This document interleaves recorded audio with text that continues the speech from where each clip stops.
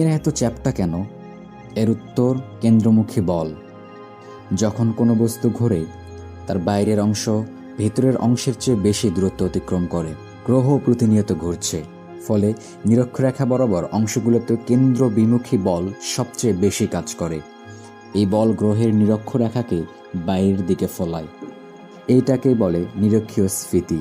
পৃথিবীর মেরু ব্যাস ও নিরক্ষীয় ব্যাসের পার্থক্য 43 কিলোমিটার।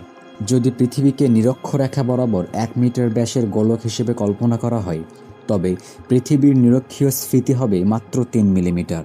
মঙ্গল গ্রহের ক্ষেত্রে নিরক্ষীয় স্ফীতি হবে প্রায় 6.5 মিলিমিটার, যা পৃথিবীর দ্বিগুণ। মজার ব্যাপার হলো, মঙ্গলের মেরু ব্যাস ও নিরক্ষীয় ব্যাসের পার্থক্য পৃথিবীর চেয়ে খুব বেশি না, মাত্র 7 কিলোমিটার বেশি।